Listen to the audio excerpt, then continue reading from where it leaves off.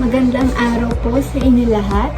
Ako nga po pala si Angelica M. Gayas and nandito po ako para i-share sa inyo yung experience o mga natutunan ko sa event management NC3 from Mindtech. So, una po sa lahat, nagpapasalamat po kami sa mga lahat na nasa likod ng camp ng TESDA. Maraming salamat po sa lahat ng staff for this opportunity and for the experience na ma-experience namin sa pag-manage ng isang event or paggawa ng isang portfolio.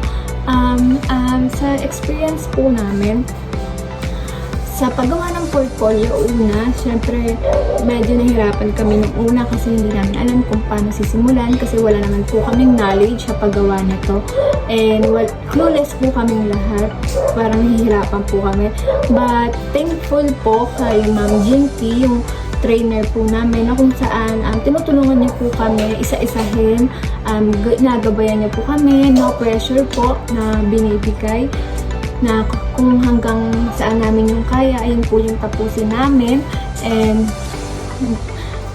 unti-unti po, nasasanay na po kami gumawa ng portfolio from personal, corporate, and sports. Sa iba't ibang uri po ng portfolio ay nagagamay na po namin unti-unti. So, ang masasabi ko po sa experience na to ay syempre una po sa lahat thankful kasi may bagong natutunan po kami kasi akala namin na madali lang sa isang mag-manage ng isang event, ganun, madali mag-execute, pero unti-unti po sa pagre-report po namin, sa pag-aaral po namin, at unti-unting tinutukan ng Jinky ang lahat, hindi po pala ganun kadali o hindi lang basta-basta ang pag-manage ng isang event. Maraming dapat gawin, maraming dapat isaalang-alang sa sa isang event. And especially kapag sa isang event is sobrang laki talaga ng responsibilities ng isang event coordinator kasi nasa kanya lahat ng gagawin. And so sa mga staff, sa mga catering, sa lahat, sobrang hirap pala na buo mong i-aano yung event. Hindi siya basta-basta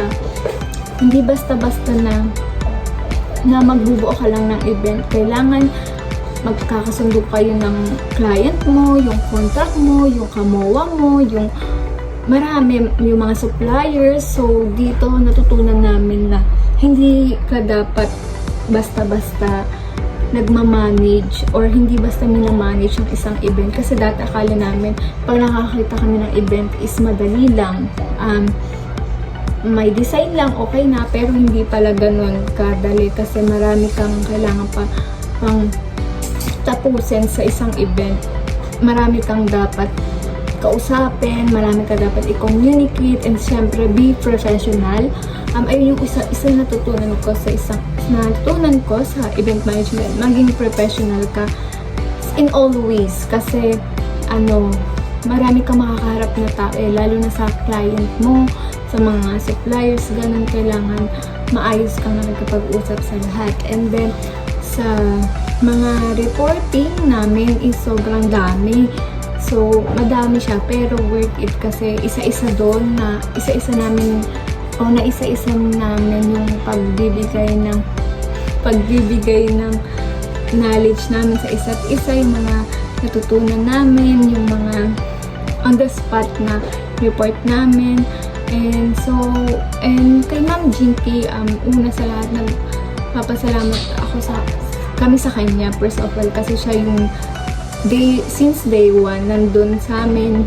Kahit may mga personal problem, hindi siya uma-absent, hindi siya lumiliban sa pag-attend sa amin kasi sabi niya priority niya kami kahit na ang daming niyang naasikaso.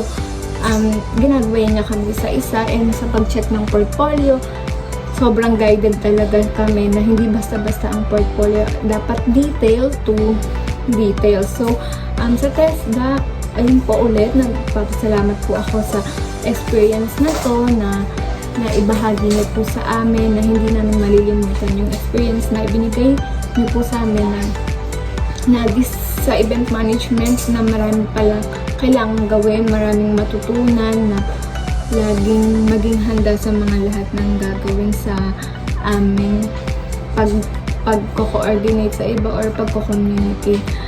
Ayun lang po yung take away ko from my experience sa event management or NC3. And sa huli po, nagpapasalamat po kami sa Mindtech na buong puso po kaming tinanggap para i-accommodate sa NC3 po. Maraming salamat po.